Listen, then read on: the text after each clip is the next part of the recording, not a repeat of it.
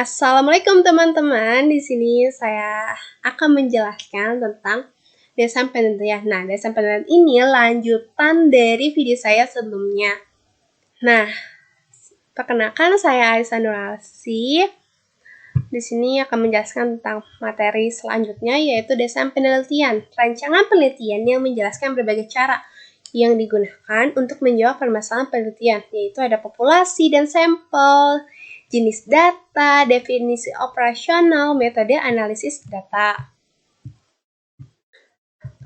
Definisi operasional adalah cara mengukur variabel dengan menggunakan berbagai skala. Kalau misalnya kalian meneliti variabel yang ada 3, maka kalian menggunakan 3 skala juga. Kalau variabelnya 2, maka skalanya juga 2 gitu. Macam-macam skala pengukuran. Nah, dalam macam skala pengukuran ini ada skala nominal, skala ordinal, skala interval, dan skala rasio. Lalu skala interval atau Likert ini digunakan untuk mengukur sikap, pendapat, dan persepsi seorang atau sekelompok orang tentang fenomena. Fenomena penelitian ini harus ditetapkan secara spesifik oleh peneliti. Dengan skala Likert, variabel dijabarkan sebagai indikator. Kemudian, indikator dijadikan item-item pertanyaan. Jawaban setiap item instrumen mempunyai gradasi dari sangat positif sampai sangat negatif. Skala Likert, nah, ini contoh alternatif jawaban dalam skala Likert. Ada sangat setuju, ragu-ragu, tidak setuju, sangat tidak setuju, sangat positif, positif, negatif, dan sangat negatif. Selalu, sering, kadang-kadang, tidak pernah, sangat baik, baik, tidak baik, sangat tidak baik. Nah, untuk keperluan penelitian kuantitatif, maka dalam skala Likert ini dibutuhkan skor. Nah, skor dalam skala Likert itu diberi skor 1 sampai 5. Misalnya responden menjawab sangat setuju, selalu, sangat positif, maka diberi skor 5. Setuju, sering, positif diberi skor 4. Ragu-ragu, kadang-kadang, netral diberi skor 3. Tidak setuju, hampir tidak pernah atau negatif diberi skor 2. Sangat tidak setuju atau tidak pernah diberi skor 1. Nah, dalam skala Likert ini bisa menggunakan pilihan ganda ataupun dalam bentuk checklist. Lalu skala Guttman, skala pengukuran dengan 2 jawaban yang tegas, data yang didapat interval atau rasio. Misalnya jawaban tegas itu kayak ya atau tidak, pernah atau tidak pernah, positif atau negatif. Skala Guttman dapat dibuat dalam bentuk pilihan ganda juga dalam bentuk checklist. Jawaban dibuat skor tertinggi 1 dan terendah 0. Nah, kalau jawabannya iya, dibuat skornya 1, jika tidak, maka skornya 0. Skala nominal, skala pengukuran di mana angka tidak memiliki makna kecuali hanya sebagai pembeda. Contoh, hitam, putih, pria, wanita, kayak gitu. Lalu, skala ordinal, skala ini memiliki makna rating. Contohnya berkaitan dengan juara. Rating 4 jika juara 4, rating 3 jika juara 3, rating 2 jika juara 2, rating 1 jika juara 1. Lalu ada skala rasio. Nah, data yang dihasilkan berupa data rasio. Skala ini merupakan skala tertinggi dalam skala pengukuran. Contohnya ROA. Mencari ROA itu laba bersih dibagi dengan aset total. Populasi teknik sampling. Populasi adalah wilayah generalisasi yang terdiri atas objek atau subjek yang mempunyai kuantitas dan karakteristik tertentu yang ditetapkan oleh peneliti untuk dipelajari dan kemudian ditarik kesimpulannya. Jadi, misalnya kalian meneliti sekolah X dan sekolah X itu terdapat orang dan objek yang lainnya. Maka, populasi dalam arti ini adalah populasi kuantitas. Kalau misalnya populasi karakteristik, itu kan di dalam sekolah itu ada orang-orangnya.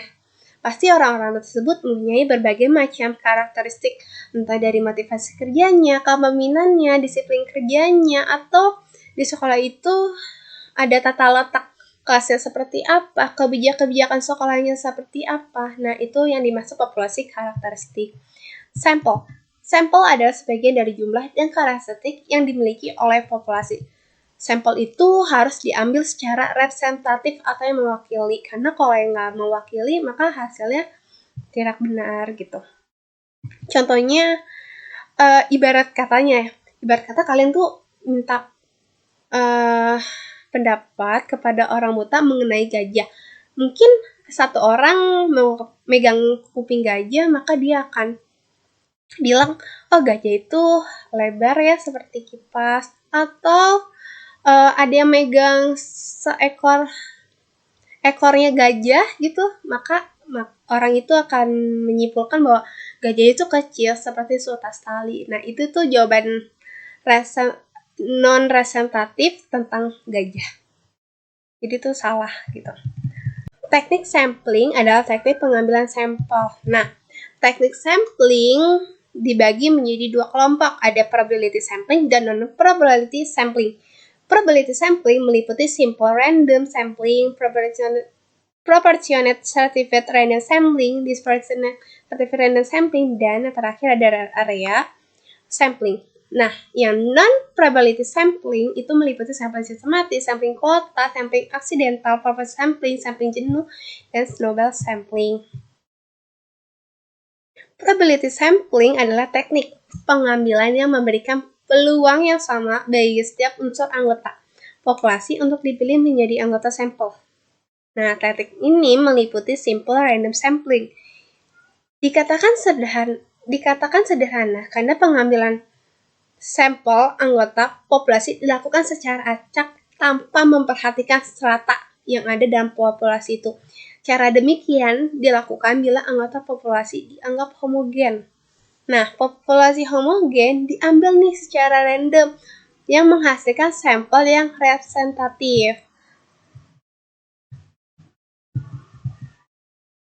Nah, ada proportionate certified random sampling yang dimana populasi mempunyai anggota atau unsur yang tidak homogen dan strata secara proporsional. Suatu organisasi yang punya pegawai dari latar belakang pendidikan, maka populasi pegawai itu berstrata. Nah, ini ada diagramnya. Ini populasi lulusan S1 50 orang, lulusan SMU 300 orang, lulusan SMK 500 orang, SMP 100 orang, SD 50 orang. Maka dari populasi tersebut diambil nih secara random sehingga menghasilkan sampel yang representatif, yaitu S1-nya 14 orang, dari yang tadinya S1-nya lulusan 50 orang diambil menjadi sampel 14 orang. SMU-nya ada 83, SMK 139 orang, SMP 28 orang, dan SD 14 orang. Lalu, disproportionate certified random sampling. Nah, teknik ini digunakan untuk menentukan jumlah sampel bila populasi serata tetapi kurang proporsional. Misalnya, pegawai dari PT tertentu mempunyai lulusan S3 3 orang, S2 4 orang, S1 90 orang, SMU 800 orang, SMP 700 orang. Maka 3 orang lulusan S3 dan 4 orang S2 itu diambil semuanya sebagai sampel karena dua kelompok terlalu kecil bila dibandingkan dengan kelompok S1, SMU, dan SMP. Nah, ini ada klase sampling yang dimana teknik sampel ini untuk menentukan bila objek yang akan diteliti atau sumber data itu sangat luas. Misal, penduduk dari suatu negara, provinsi, atau kabupaten untuk menentukan penduduk mana yang akan dijadikan sumber data pengambilan sampel berdasarkan daerah populasi yang ditetapkan. Nah, misalnya kita neliti di Indonesia. Indonesia kan mempunyai 34 provinsi. Lalu kita ambil nih sampel daerahnya menjadi 13 provinsi. Nah, dari 13 provinsi ini diambil lagi nih sampelnya. Gitu. Jadi pokoknya di cluster sampling ini harus melalui 2 tahap. Ada provinsi daerah, sampel daerah, dan sampel individu. Non-probability sampling adalah teknik yang tidak memberi peluang atau kesempatan sama bagi setiap unsur atau anggota populasi untuk dipilih menjadi sampel.